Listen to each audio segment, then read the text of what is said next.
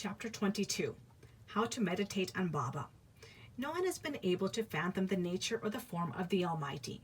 Even the Vedas and the thousand-tongued Shesha are not able to describe it fully.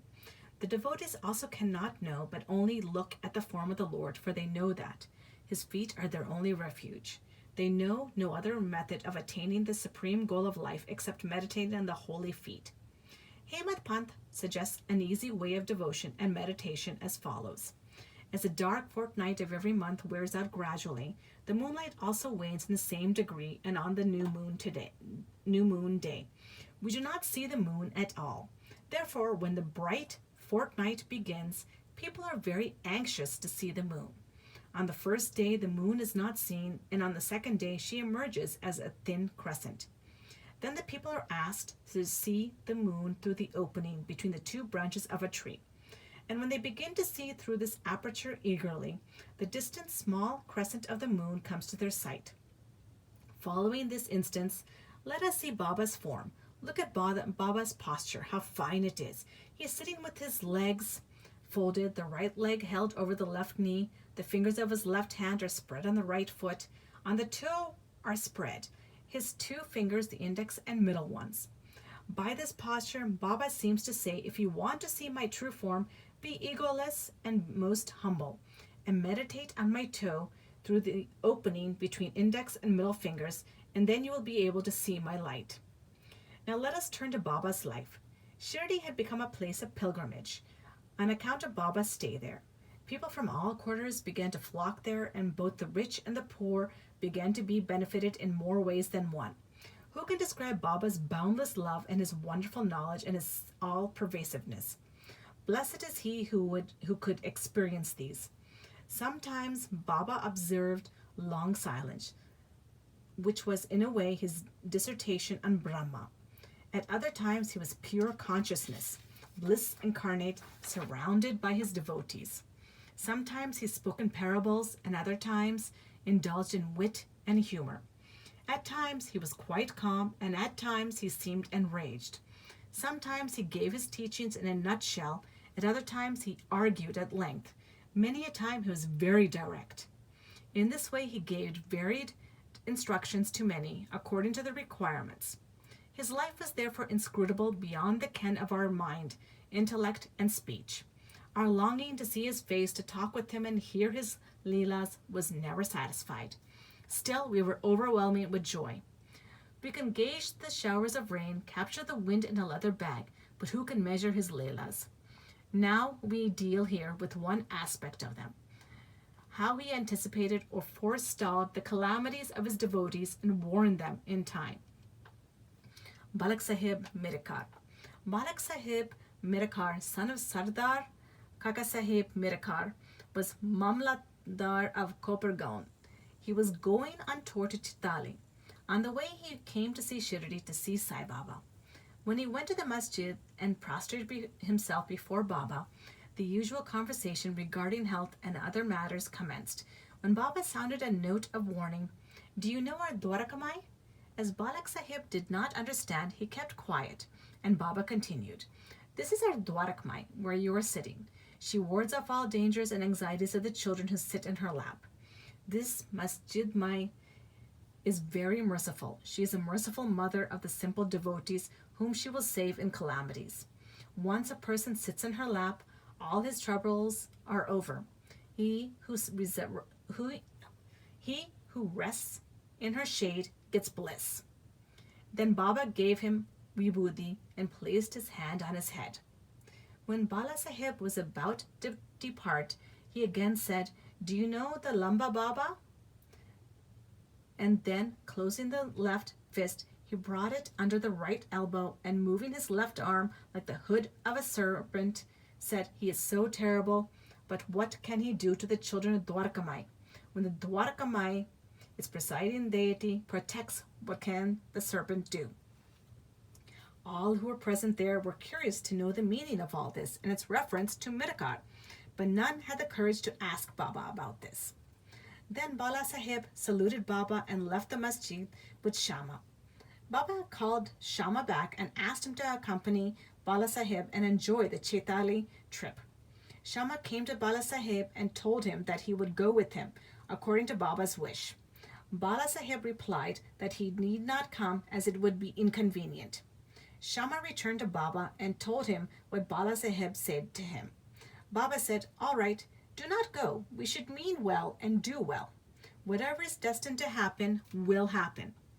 In the meanwhile, Bala Sahib thought it over what Baba had said again and calling Shama, asked him to accompany him. Then Shama went again to Baba and after taking his leave, started with Bala Sahib in the Tonga.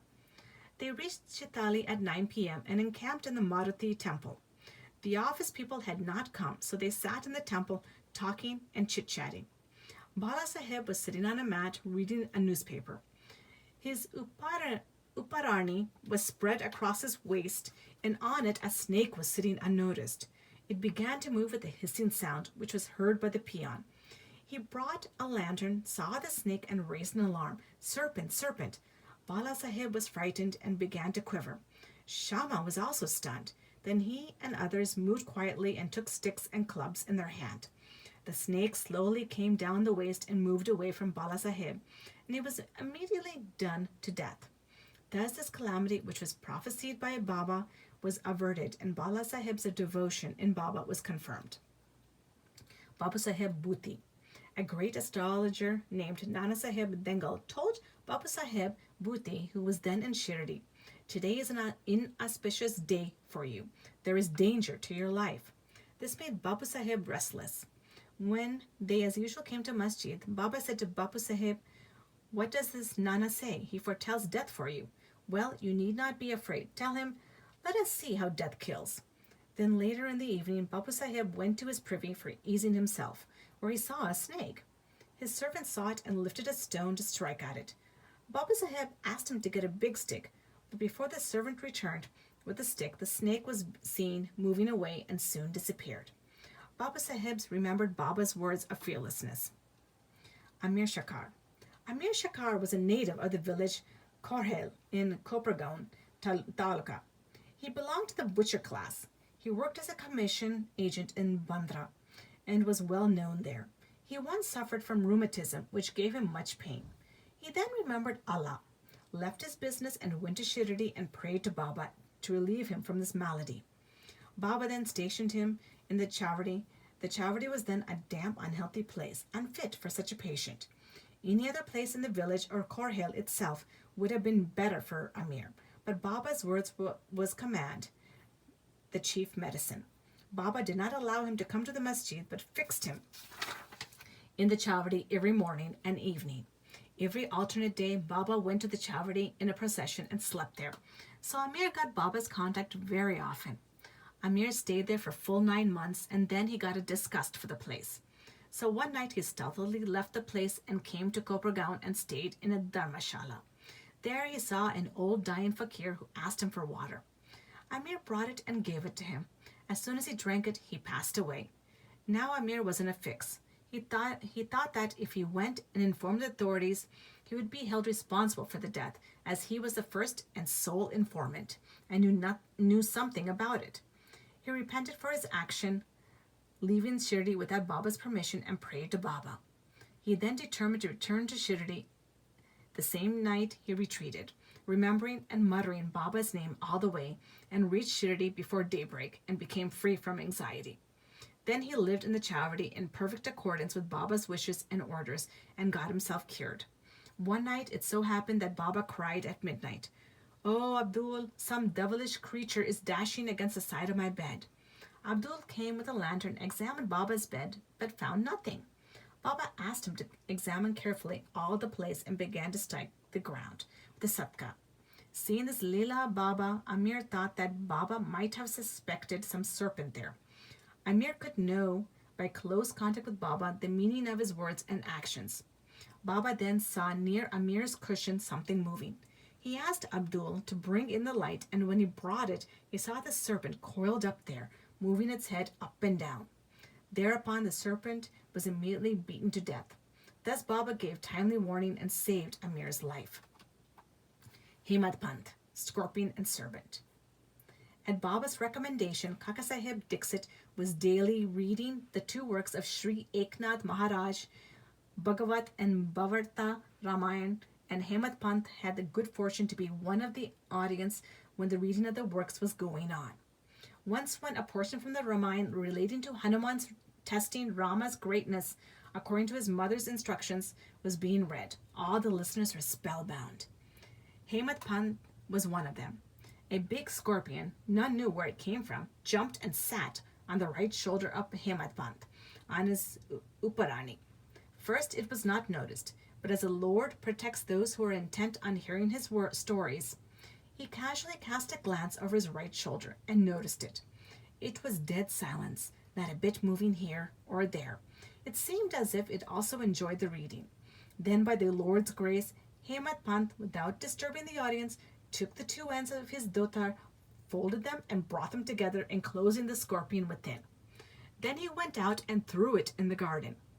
On another occasion, some persons were sitting on the upper floor of Kakasaheb's wada, just before nightfall, when a serpent crept through a hole in the window frame and sat coiled up.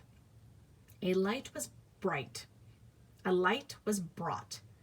Though it was first dazzled, yet it sat still and moved its head up and down. Then many persons rushed there with sticks and cudgels, but as it sat in an awkward place, no blow could be dealt. But hearing the noises of men, the serpent went out hastily through the same hole. Then all the persons present were felt relieved. Baba's opinion. One devotee named Muktaram then said it was good that the poor creature escaped. Hemant Pant challenged him, saying that serpents should better be killed. There was a hot discussion between them, the former contending that serpents and such creatures should not be killed, the latter that they should be. As night came on, the discussion came to an end without any decision being arrived at. Next day, the question was referred to Baba, who gave his settled opinion as follows. God lives in all beings and creatures, whether they be serpents or scorpions. He is the great wire puller of the world, and all beings, serpents, scorpions, etc., obey his command. Unless he wills it, nobody can do any harm to others.